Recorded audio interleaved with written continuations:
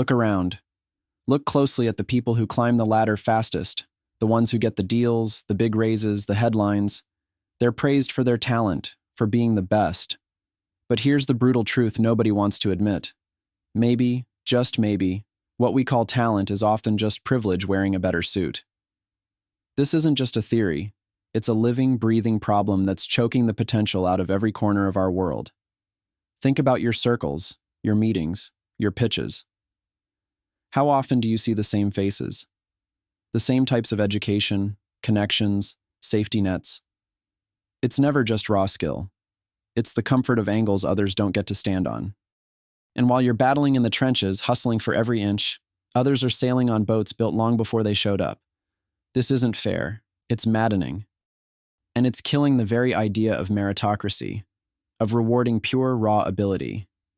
If it feels like a punch in the gut, that's because it is.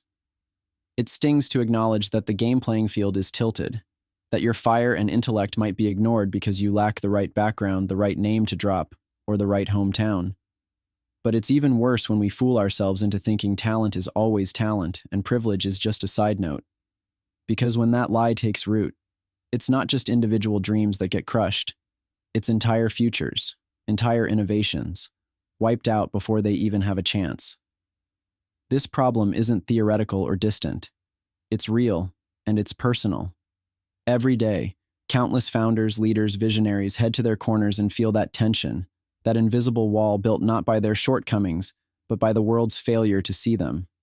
And still, the system cheers for the natural winners, ignoring that countless brilliant minds never got the shot, never got to break through because the system confuses privilege for talent, and then crowns it king. But here's where most stop. Many accept it. They drown in cynicism or fake motivation. Work harder, they say themselves. Grind till they notice me. But that's wrong. Simply grinding harder inside a broken system is like rowing against a tidal wave. It's brutal, and it's wasted energy. There has to be another way. One that doesn't demand selling your soul, your truth, or your authenticity for a crumb of recognition. Something that flips the script completely. What would happen if instead of chasing the illusion of talent as the world defines it, one shifts focus to pure, undeniable merit? Beyond privilege, beyond the comfort of a good starting line? What if you understood that the system's measure was never designed to unleash you, but to keep you contained? What if you could break free from that frame, redefine what it means to be truly valuable, truly talented, and truly powerful? Listen closely. The key isn't harder work alone. It's ruthless clarity about what deserves your energy and who belongs in your circle. It's about embracing a fierce critique of everything. The titles, the networks, the badges, the pedigree, they're not your power. They're distractions. Power comes from sovereignty. Owning your will is your weapon. Mastering your mind so distractions fall away like dust. Imagine refusing every comfort that dulls your edge. Imagine standing so clearly in your value that no pretense of privilege can shadow it. That level of freedom doesn't come from playing by someone else's rulebook. It demands carving your own. You won't get there long alone. But here's the catch. You don't need a crowd. You need the right few. The rare, the misunderstood, the ones ready to burn with the same fire you do. Because talent is not just natural skill. It's the force that arises when highly charged individuals connect in brutal, transformative synergy. The problem is, those spaces don't exist in the mainstream world. The system starves exceptional individuals of connection, trapping them in isolation, or forcing them to apologize for being too much. That means your network, the people you choose to orbit, is your frontline rebellion. Not just for support, but for transformation.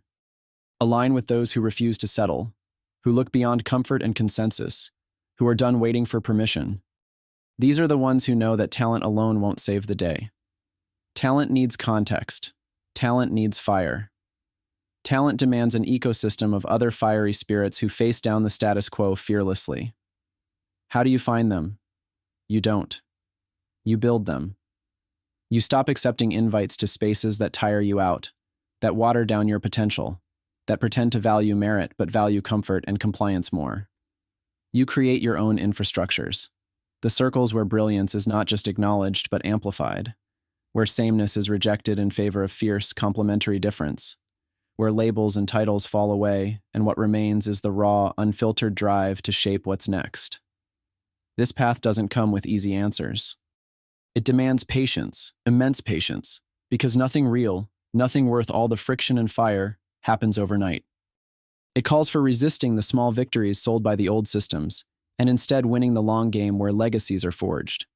It requires a mindset so critical, so unflinching, that every assumption about yourself, your work, the world, is questioned, and only what stands up to that testing survives. Here's the brutal truth we all face. The world doesn't want you to be exceptional. It's invested in the mediocre, the crowd, the safe stories. It murmurs lies cloaked in promises of freedom while chaining you with its subtle rules. Conform here. Don't stick out too much there. Always thank the gatekeepers. That's slavery dressed as liberty. The real freedom? It's raw and wild. It burns hot and often lonely. But it's the only freedom worth having. And now, with all this raw truth hanging heavy, ask yourself, are you okay mistaking privilege for talent? Are you willing to keep watching others get the spotlight while your spark smokes in quiet frustration? Or are you ready to tear away those illusions, reject the comforting lies that hide chains, and step into a ruthlessly free reality where your true merit isn't just seen but demanded? This is a call for those few who feel that unbearable tension inside, that hunger to break the cage and rise beyond what the world said was possible. It's not about making life easier. It's about making it truly yours.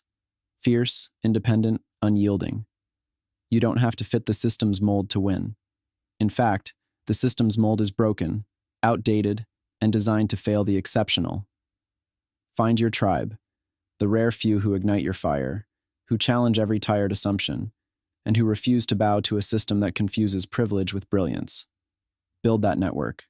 Forge it with patience, courage, and relentless authenticity.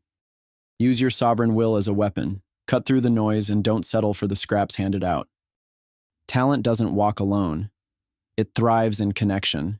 In contrast, in collective refusal to accept less than true equality of opportunity. The system might be broken, but you don't have to be broken by it. Your talent, your merit, your unique fire, these are not defined by your passport, your background, or who your parents knew. They are defined by your will, your rigor, and your refusal to disappear into comfort.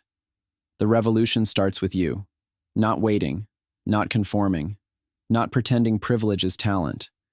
It starts with burning the old maps, question everything, and boldly stepping into creating your own reality where merit wins, always.